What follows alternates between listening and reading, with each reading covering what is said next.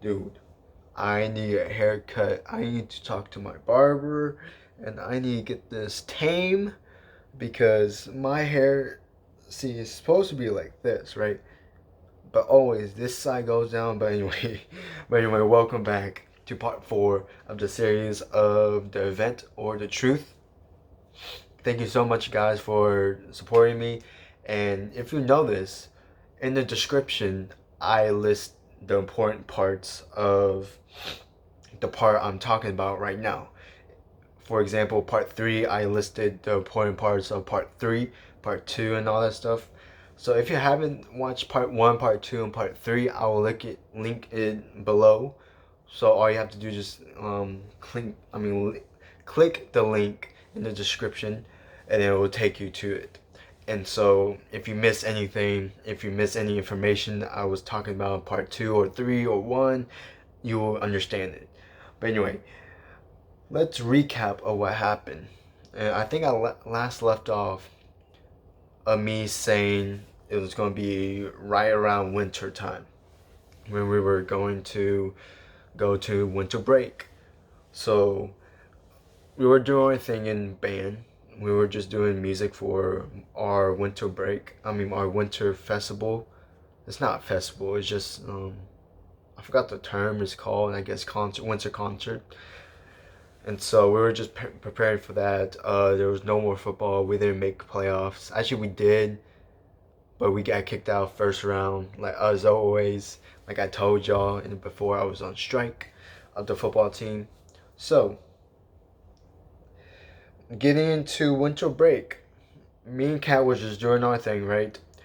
Just hanging out, being together all the time, basically 24/7, right? And so remember I told y'all that she had this picture, like a little frame, probably like this big in size, that had a selfie of me and her in it. We were going to Southlake when I described last part. I think last part, right? It was probably last part, part 3. But anyway, if I'm wrong, it's whatever.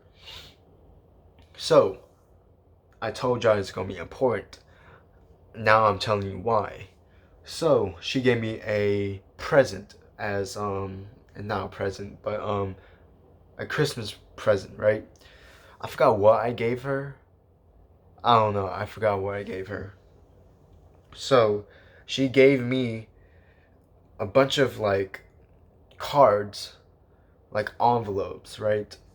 And so it titles like read this when you're sad, read this when you miss me, read this when you're happy, read this if you want, just basically like all these scenarios. Read this if you're mad at me, read this and all this other stuff, right?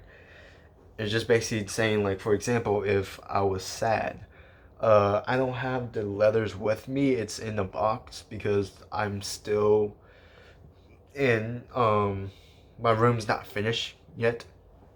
I still need a desk. I still need to put on my TV for mount and all this other stuff, right? So it's not yet done. And so it's in the garage and I just don't want to get it. But so she gave me that, right? And for example, when it says sad, when open this when you're sad, it was a letter. She wrote all these letters for these scenarios, right? Saying, oh, if you love me, if you're sad, if you miss me, if you cry, open this when it's Christmas Day, open this when you graduate, which it was, and then it had rules. It says the rules in the envelope, and it says, don't read the stuff if it doesn't reflect you. For example, if I wasn't sad, I can't open the sad one. I can only open it if I'm sad. So it reads, I think it reads like, oh, it was very romantic. It was very cute. It was like literally, it was like the best Christmas present I ever had that someone gave me. I know it was small, but yeah, it's basically letters saying, oh, don't be sad that I used to call her a nickname. I used to call her Kitty for cat. That was like my cute name for her, and I forgot what she called me. But anyway, within all those letters, right, in the main envelope where it had all these smaller envelopes and that says, "Oh, you're sad" and all this other stuff, correct? And all these videos. So all these videos, I mean not videos, pictures. My bad. Pictures. It was I remember it was her as like a selfie, her as a her volleyball picture, her with her dog, her with me, her with my other dog named Blackjack, and just all these cute moments. In the back it says cat with, oh, it has a little description, right? I wish I can show y'all. Probably in other parts, later parts, I will show you. So keep in mind that. If not, just remind me in the comments below. So how all these pictures, and one picture I can't really describe, right? Just because it's really personal to me and it's personal information for her. I know this is gonna be toxic and all that other stuff, but that's the one thing I can't really say. So I'm sorry about that. That's the only thing I can't say. But everything else I can say, right? I can just say it was just a photo. That's it. It was just a photo. I can't say if it was a photo of a bug or me or anything else, right? So she gave me that. And one of the pictures was us in Southlake when we were going our 6-month anniversary to Southlake. So that was a really cute moment and saying, oh, she really loves me, right? Spoiler alert, she got my heart. She broke my heart basically. But anyway, fast forward. She also she's also spent time with me on New Year's. We had New Year's at my brother's house, right? My oldest brother. He lives right by Northwest High School, and so it was me, my mom, my dad, Kat, me, and my brother and her wife, and her daughter too. So we were just having a fun time, just playing games. And keep in mind, I know this is way back then, but this 3 years ago, I went to the mental hospital for another girl that put me in the hospital. Her name was Mariella. Uh, Basically, yeah, that's what started my drug use, which was really bad. But the worst part is yet to come. Summer of 19, when it was just bad. And I will tell you in very later parts, that's when it gets to the meat and potatoes.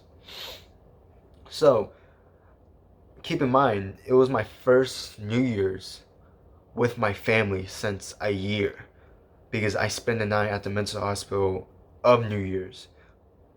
So it was right after Christmas, right? So I think 27th, and I stayed all the way until I think January 3rd, I think 4th, something like that. So 8 days basically I stayed in the mental hospital. So I spent the night in the New Year's, all the staff members saying, "Oh, Happy New Year, guys," and they let us be out until midnight because we had this little curfew thing. I think it was 8 o'clock, 8 or 9, something like that. That we have to stay in our rooms, either go to sleep or just try to do something productive, write, read, whatever, do workouts, push-ups, and whatever.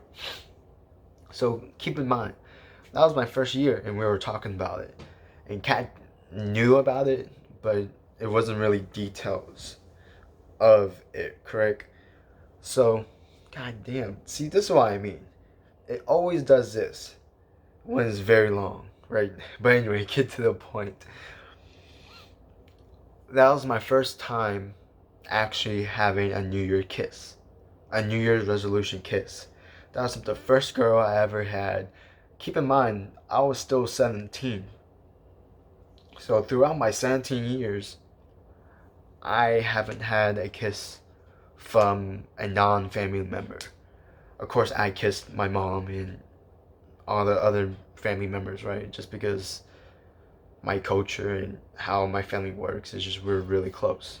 we're like touchy. That's how Latinos and Hispanic and Spaniards are, and even South Americans are really family based.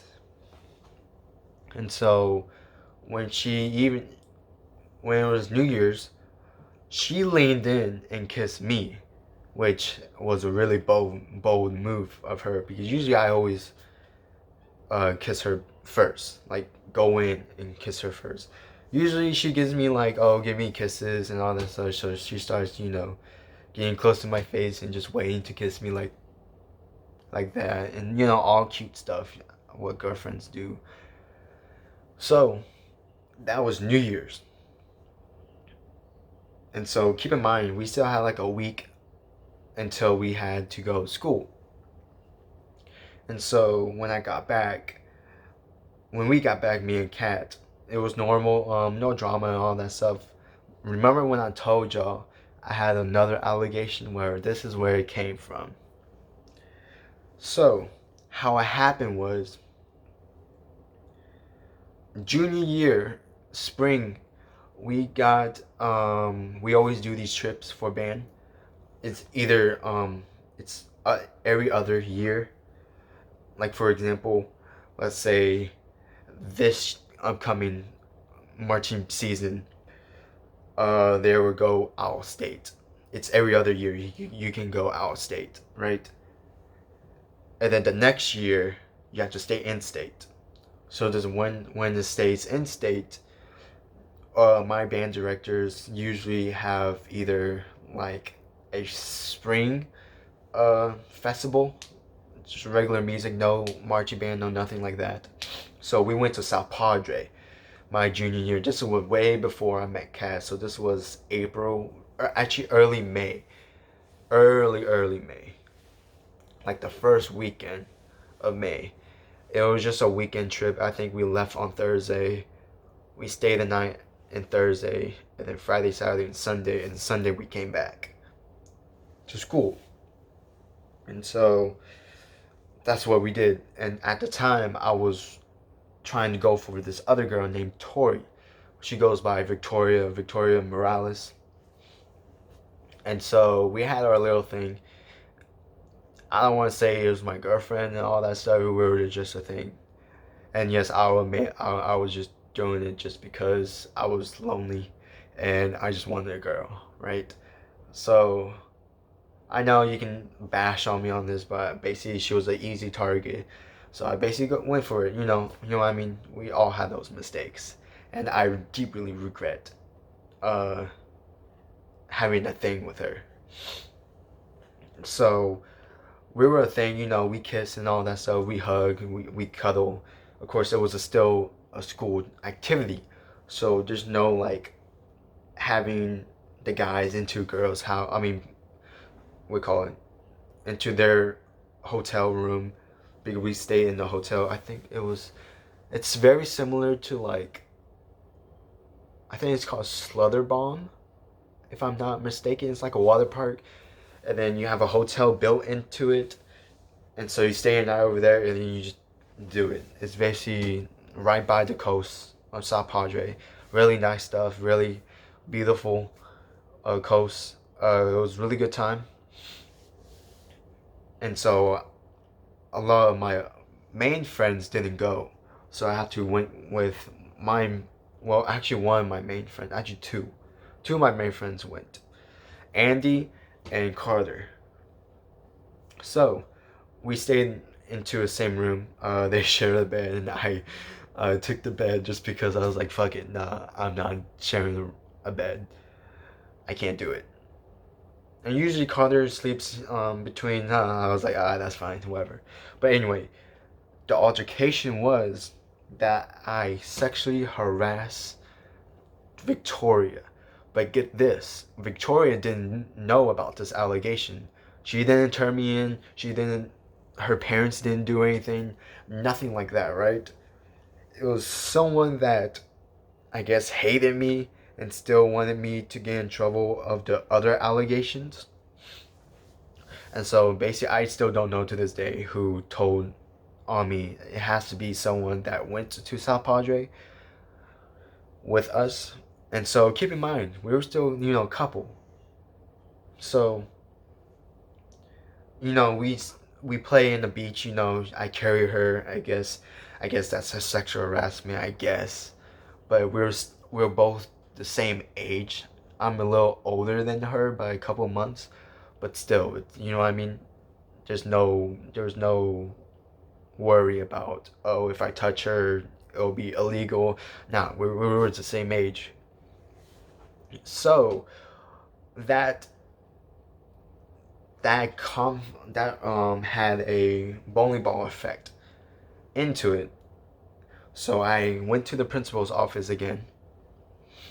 And so my principal was saying, "Oh, there's another case that happened, and Mr. Allen knows about it, which is the head band director." I was like, "What you mean? Like, I still don't know what you mean." And then he said, "Oh, do you know a name of Victoria?" I was like, "Oh yeah, like I had a thing with her, but we didn't do anything." And he was like, "I believe you, Jacob. I really do. It's just you've been getting in trouble a lot, and basically." He couldn't tell if I was telling the truth or not just because of how many allegations in that year I had. Total, I think it was four. Four things. Completely false. Four things that was false that really made my senior year hell. It really provoked me to using drugs every single day just because of the stress, just because of anxiety, and all this other stuff. So, the reason why it was a bowling ball effect, it was because that winter break, current time, the one I'm speaking, the current timeline, uh, I had to return someone else's professional saxophone because I guess they wanted to use it again. So I'm not gonna mention their name because it's not really important. But he graduated, I think, 2016. Yeah, 2016. It was his professional saxophone that he still doesn't use, and he let me borrow it because I really needed a professional saxophone because he knew that I was really good and all this other stuff, right? So I had to return that. So Mr. Allen was like, "Hey," in the sectional, he was like, "Hey, what happened to your professional saxophone?" Because I had to use my fuck. Sorry guys. Soprano saxophone. My bad. Soprano saxophone because my student one got damaged somehow. I forgot how. I think I accidentally dropped it and I had to send it back to the shop. So he said, "What happened to your student one and your professional one?" So I basically told him, and he brought me to his office. He said, I can," and he basically talked to me, saying, "Hey, I can see what I can do to you," like asking the district to give me a really good saxophone, which they did. And so, but here's a catch. Since this new allegation, he didn't knew if I was going to be in school anymore. If he didn't knew if I was going to get expelled and all this other stuff, right? He didn't knew that because he doesn't know. He just knows very little stuff. And he told me about it. He's like, "Jacob, you have to be honest with me. Did you do this?" And I was like, "No, I absolutely did not. Yes, I did have a thing with her, but I didn't sexually touch her anyway without her consent, right?" And so that led me to not get my professional saxophone until a couple of months, until like 2 months. This investigation was going on. Well, I never mind. I lied. It was a month. So keep in mind, we had UIL, and I had a solo, one of them, as an alto saxophone, which is the mostly I played for, right? So he was saying, "Oh, I can't let you check it out because you have to be finalized with the thing and make sure you don't get in trouble no more and all this other stuff." So I was like, "All right, that's fair." But get this. he used that as advantage of, I mean, I can't really blame him, but just for me and my pride, it really hurt it because I played soprano saxophone. The tradition is of Fossil Ridge is the highest player. I mean, the highest. If it's a senior, they will get to play it, or the best player gets to play it in a quartet or quintet or a saxophone ensemble, something like that, right? And usually, depending on the pieces we picked for UIL, it was a coincidence that this one lyrical piece we did had a soprano saxophone. At first, he let me do the soprano part, and then I guess it got kind of tense, and he still didn't know, so he assigned a part to Michelle. Keep in mind, Michelle's really good saxophone player too. But it was just that ego that I was like, damn, he really did that to me. He knows I'm the best player and all that other stuff, right? Keep in mind that that was my old ego. Now I think everyone can be the best as they can be. I was really best as tone. I was the most beautiful. If you want me to play anything on the saxophone, I'm like Jesus playing the saxophone. Like my tone is so pure, and my technique and my lyrics and I'm not my legatos, my everything, my vibrato, my high notes, my low notes just sounded godlike, right? A god talent. So that would happen. And so this was, I guess, beginning of February. And so I'll leave this off because it's already getting a lot of time already. It's already 22 minutes. Damn, it feels like I'm only talking of 10 minutes. So, thank you guys a lot for all the support. Like, comment, subscribe to this channel. Daily uploads. I'll upload part 5, and we'll continue when this situation has gonna be resolved. And this one, I will talk about my birthday, my 18th birthday. I know, legal birthday that I can officially say I'm an adult. So thank you guys so much. Share this video, please share it. And the more it gets to see it, the more people can hear my story, basically. So sorry guys, thank you so much for watching, and I'll see you guys later. Peace out. I love you guys. Thank you for all the support, and see you tomorrow with part 5. So see ya.